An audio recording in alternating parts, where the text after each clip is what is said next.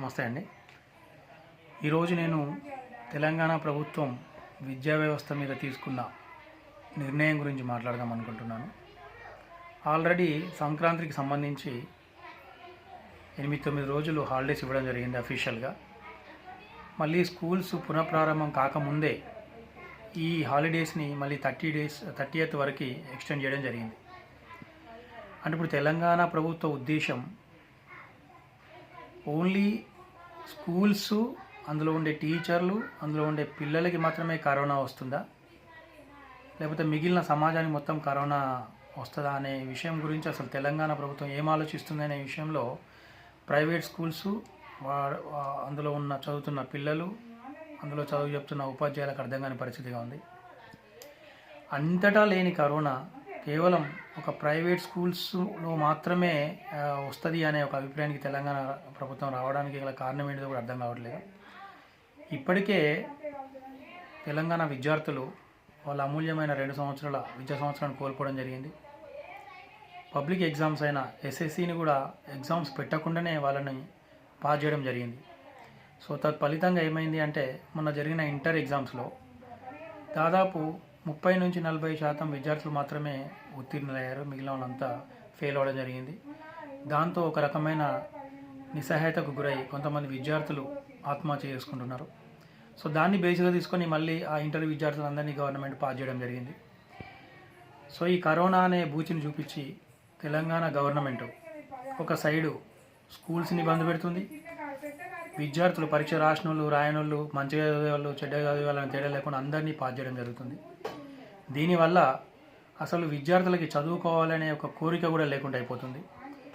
ఎట్లా మనకి ఎగ్జామ్స్ జరిగాయి, వాళ్ళు ఎట్లా పాస్ చేస్తారు, మనం చదవాల్సిన అవసరం లేదు, ఆన్లైన్ క్లాసులు పెడతారు, ఆన్లైన్ క్లాసులు విన్నా ఒకటే వినకున్నా ఒకటే, ఫైనల్ ఎగ్జామ్స్ అయితే ఉండేవనే ఒక ధీమాతోటి విద్యార్థులు, అదే రకంగా స్కూల్స్ రన్ అయితే రన్ కావా అనే ఒక డైలమాలో విద్యార్థి తల్లిదండ్రులు కూడా, ముఖ్యంగా ప్రైవేట్ విద్యార్థి తల్లిదండ్రులు కూడా స్కూల్స్కు ఫీజులు కూడా వాళ్ళు చెల్లించడం జరగట్లేదు.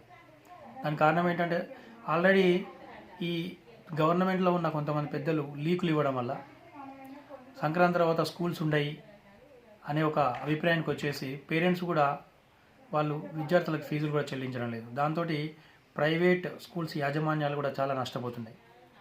రాష్ట్రంలో 1-2 ఉన్న కార్పొరేట్ విద్యా సంస్థలు తప్ప మిగిలిన విద్యా సంస్థలన్నీ కూడా ఈ ప్రభుత్వం తీసుకునే అనాలోచిత నిర్ణయాల వల్ల వాళ్ళు చాలా నష్టపోవాల్సి వస్తుంది. ఇంకొకటి ఏంటంటే, కేవలం ఈ విద్యార్థులకు మాత్రమే లాక్డౌన్ పెట్టి మిగిలిన అన్నీ ఓపెన్ చేయడం వల్ల వచ్చే లాభం ఏంటి? విద్యార్థుల ఇళ్లలో బయటికి మార్కెట్కి వెళ్ళే వాళ్ళు ఉంటారు, వైన్ షాప్కి వెళ్ళే వాళ్ళు ఉంటారు, సూపర్ మార్కెట్కి వెళ్ళే వాళ్ళు ఉంటారు, పబ్లిక్ ట్రాన్స్పోర్ట్ అయిన బస్సులలో, ట్రైన్లలో ట్రాన్స్పోర్ట్ చేసి వచ్చిన వాళ్ళు ఉంటారు. వాళ్ళ ద్వారా మరి విద్యార్థులకు కరోనా అంటదా? సో ప్రభుత్వం ఒక అనాలోచిత నిర్ణయాలు తీసుకొని కేవలం విద్యార్థులను మాత్రమే బలి చేయడం అనేది ఇది చాలా దారుణం. ఈ ఎఫెక్ట్ అనేది విద్యార్థులకి వాళ్ళ జీవితం మీద చాలామంది విద్యార్థులు వాళ్ళ బేసిక్స్ కూడా కోల్పోవడం జరుగుతుంది. 2 సంవత్సరాల విద్య అంటే ప్రభుత్వంలో ఉన్న వాళ్ళకి సరిగ్గా అర్థం కాకపోవచ్చు, కానీ మేము టీచింగ్ ఫీల్డ్లో ఉన్న మాకు అర్థమవుతుంది. వాళ్ళని మళ్ళీ వాళ్ళకి బేసిక్స్ నేర్పించాలంటే ఎంత కష్టమవుతుంది అనేది గ్రౌండ్ లెవెల్లో పనిచేసే టీచర్కి మాత్రమే అర్థమవుతుంది. చాలామంది పిల్లలకు బేసిక్స్ కోల్పోయి వాళ్ళు మళ్ళీ మొదటి స్టేజ్కి రావడం జరిగింది. వాళ్ళని మెల్లమెల్లగా మేము ఒక దారికి తీసుకొచ్చేటప్పటికి మళ్ళీ హాలిడేస్ ఎక్స్టెన్షన్. గురుకుల స్కూళ్ళల్లోనైతే సంక్రాంతి హాలిడేస్కి తీసుకొద్దామని వెళ్ళిన పేరెంట్స్కి ఆ టీచర్లు ముందే చెప్తున్నారు, సంక్రాంతి హాలిడేస్ తర్వాత స్కూల్స్ ఉంటాయో ఉండేవో సార్, మీ పిల్లల పెట్టబేడ మొత్తం మీరు సర్దుకొని పోండి అని చెప్పి. అంటే ఇవన్నీ వీళ్ళకి ఎవరు చెప్తున్నారు? తెలంగాణ గవర్నమెంటు మొన్న ఆదివారం రోజు హాలిడేస్ ఎక్స్టెన్షన్ అనే విషయం చెప్పింది. కానీ ప్రైవేట్ స్కూల్స్ గురుకుల స్కూల్స్ యాజమాన్యము సంక్రాంతి హాలిడేస్కి పిల్లల్ని తీసుకొద్దామనే పేరెంట్స్కి వాళ్ళు ముందే మీ పిల్లలై మొత్తం తీసుకొని వెళ్ళండి సామాన్లన్నీ, సంక్రాంతి తర్వాత స్కూల్స్ ఉండే ప్రసక్తి లేదు అంటే గవర్నమెంటు ఒక రకంగా ప్రీ ప్లాన్గా సంక్రాంతి తర్వాత స్కూల్స్ అనేది పెట్టొద్దు అనే ఒక ముందు ప్లాన్ తోటే స్కూల్స్ను మాత్రమే టార్గెట్ చేయడం జరుగుతుంది. ఇదే గవర్నమెంటు వైన్స్ని పెంచుతున్నారు, బార్లను పెంచుతున్నారు, పబ్లను పెంచుతున్నారు, క్లబ్లను పెంచుతున్నారు. హైదరాబాద్లో ఇళ్లల్లో మధ్యలో క్లబ్లు పబ్బులు పెడుతున్నారనే వార్తలు కూడా వస్తున్నాయి. హైకోర్టుకు దానికి సంబంధించి మొట్టికాయలు వేయడం కూడా జరిగింది. ఇవన్నీ పబ్బులకి, క్లబ్బులకి, సూపర్ మార్కెట్లకి, పబ్లిక్ ట్రాన్స్పోర్ట్కి రాని కరోనా కేవలం ప్రైవేట్ స్కూల్స్కి మాత్రమే వచ్చి వాళ్ళని మాత్రమే ఇబ్బంది పెడుతుందా? ప్రభుత్వం ఆలోచించాలి. ప్రభుత్వం అంటే ఒక టీఆర్ఎస్ ప్రభుత్వం అని కాదు. ప్రభుత్వం అంటే ప్రజలందరి ప్రభుత్వం.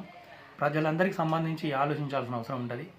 కేవలం ఇది ఎడ్యుకేషన్ వ్యవస్థ అనేది ఒక నాన్ ప్రాఫిటబుల్ వ్యవస్థ కాబట్టి దీన్ని నడిపించినా ప్రభుత్వానికి లాభం లేదు, నడిపించకపోయినా లాభం లేదనే ఉద్దేశంతో ఈ స్కూల్స్ని నెగ్లెక్ట్ చేయడం జరుగుతుంది. విద్యాశాఖ మంత్రి సబితా ఇంద్రారెడ్డి ఆలోచించాలి, ముఖ్యమంత్రి ఆలోచించాలి. దీనికి సంబంధించి మీకు ప్రాఫిట్ వచ్చే వైన్స్ని ఓపెన్ చేస్తున్నారు, క్లబ్బులు, పబ్బులు, పబ్లిక్ ట్రాన్స్పోర్ట్ ఓపెన్ చేస్తున్నారు. నాన్ ప్రాఫిటబుల్ సెక్టార్ అయిన ఈ ఎడ్యుకేషన్ డిపార్ట్మెంట్ని దీన్ని కంప్లీట్గా కొలాప్స్ చేసే పరిస్థితిలో ఉన్నారు. దీంతోపాటు ఎవరైతే గవర్నమెంట్ ఉపాధ్యాయులు ఉన్నారో వాళ్ళకి స్కూల్స్ నడిచినా నడవకపోయినా వాళ్ళకి జీతాలు వస్తాయి. మరి ప్రైవేట్ స్కూల్లో పనిచేసే ఉపాధ్యాయులకి స్కూల్స్ నడిస్తేనే శాలరీస్ వస్తాయి, లేకపోతే రావు. దీనికి ఇంతకుముందు తెలంగాణ గవర్నమెంటు చాలా కష్టం మీద ఉద్యమాలు చేసిన తర్వాత 2-3 ఉపాధ్యాయులు చనిపోయిన తర్వాత, ప్రైవేట్ ఉపాధ్యాయులు చనిపోయిన తర్వాత నెలకు 2,000 రూపాయలు, చాలా పెద్ద మొత్తం అది, 2,000 రూపాయలు ఇవ్వడం జరిగింది. నెలకు 2,000 రూపాయలు అంటే ఈరోజు మనం చూసుకుంటే రోజుకి 70 రూపాయలు వస్తుంది. బిచ్చమెత్తుకునే బిచ్చగానికి కూడా కనీసం 200 నుంచి 500 రూపాయలు సంపాదిస్తున్నాడు.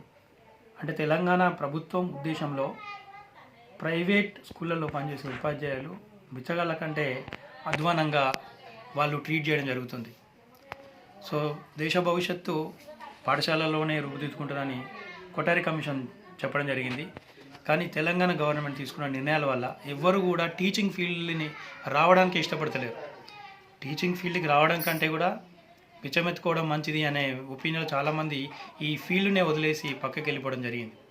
సో దీనిపైన తెలంగాణ ప్రభుత్వం బంగారు తెలంగాణ అని చెప్పుకుంటాం మనం. ఈ బంగారు తెలంగాణలో ప్రభుత్వంగా ఆలోచించి ఉపాధ్యాయులకి, ప్రైవేట్ స్కూల్స్కి, విద్యార్థులకి న్యాయం చేయాలని కోరుకుంటూ సెలవు.